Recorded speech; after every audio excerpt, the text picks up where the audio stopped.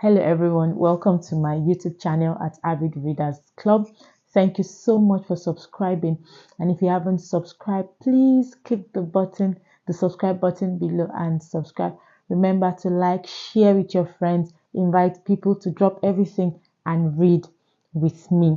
Today we'll be looking at the second book from the Adventures of Lizard and Toad, written by Julia Johnson and illustrated by Natalie Merrihem.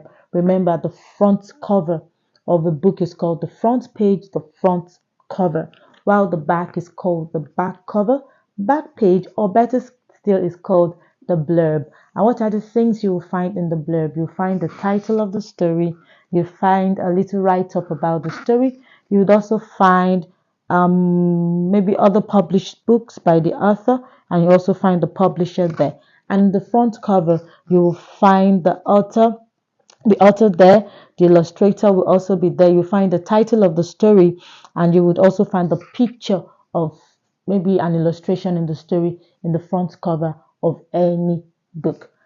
Drop everything and read with me. Today, the first book I'll be reading in this story book is Whose Egg? Can you say that? Whose Egg? Now let's read. Last night, there was a big storm in the wadi. Lightning flashed and thunder roared. Toad didn't like it one bit.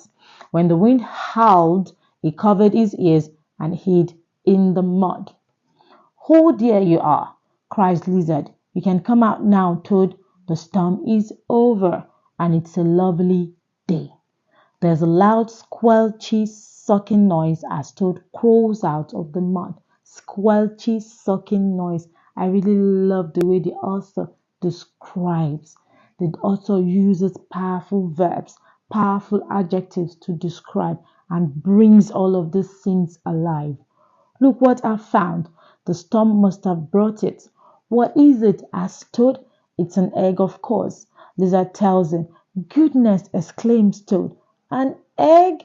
Be careful, Toad," says Lizard. "You mustn't break it. There's a baby growing inside." True. "It's not a toad egg," says Toad. "And it's not a lizard egg," says Lizard. Could it be? Could it belong to Dragonfly?" says Toad. Lizard shakes his head. "Too big." "Or snake, perhaps," Toad suggests. Lizard looks nervous. Little green bee-eater lands on a rock. "Of course birds lay eggs. Does this belong to you?" asks Toad. But little green bee-eater shakes her head. "The egg doesn't seem to belong to any of the creatures which live in the wadi." Whose egg do you think this might be? Let's find out. "Perhaps it's a dinosaur egg," shouts Toad. "Don't be silly, Toad," says Lizard, "and don't shout. You will frighten the baby inside the egg." "Well, what shall we do with it, Lizard? We can't just leave it here. A fox might eat it. We'd better watch over it until it arches." Arches mean to break forth. That means when the baby inside the egg is big enough to come out, it arches. That means the egg will break and the creature inside will pop out. Lizard suggests. "Will it take long?" asks Lizard. He hops from one leg to the other impatiently. "Sit still," sighs Lizard. After what feels like a very, very, very long time, they hear a tapping sound. Can you make a tapping sound for me? "It's the egg," shouts Toad, jumping up and down. "It's arching." Since Toad is very excited, I think I'll be excited too if it was me. If you saw an egg arch, will you be excited? I will be excited. "It's green," says Toad. "And scaly," says Lizard. Lizard and Toad stare in amazement as the creature emerges. I really think it's a beauty. Look at that. "What is it?" Toad asks. "Do you know, Lizard?" "It's a turtle," a heron tells them. "Very tasty," he adds. Lizard looks shocked. "You can't eat it." "I don't trust Heron." "Toad and Lizard taste good too," says Heron. "I think Heron is a terror here. I don't like the sound of Heron." Lizard blinks and Toad gulps. But I've already had breakfast. I've never seen a turtle before, says Toad. That's because turtles live in the sea. Heron tells them, I could take it there if you like. Lizard and Toad look at one another and shake their heads. Heron shrugs and wanders away on his long, thin legs. Better. Heron seems to be a terror, wants to eat everything, even Toad and Lizard. No, no, Heron, go away. Just then, a car arrives in the wadi. I told you this would be a perfect spot after the rain, says one of the grown-ups. I'm hot, says a small voice. It's Turtle. And before Lizard or Toad can stop him, the tiny creature hurtles into the pool and disappears. Hurtles. Can you say that word with me? Hurtles. Hurtles means it's a kind of movement which this turtle just made. Lizard and Toad look at each other in alarm. To the rescue, yells Toad. Grabbing hold of Lizard, it takes a flying leap into the water. Turtle swims to the surface and paddles about happily. He doesn't need rescuing, but Lizard does. I can't swim, splutters Lizard, as he struggles towards a rock. I can't swim. Suddenly, there's a commotion. Why do you think there's a commotion? A dog is barking excitedly. Seeing his friend in trouble, Toad swims over to help him as fast as he can. When he feels a great big mouth close round him.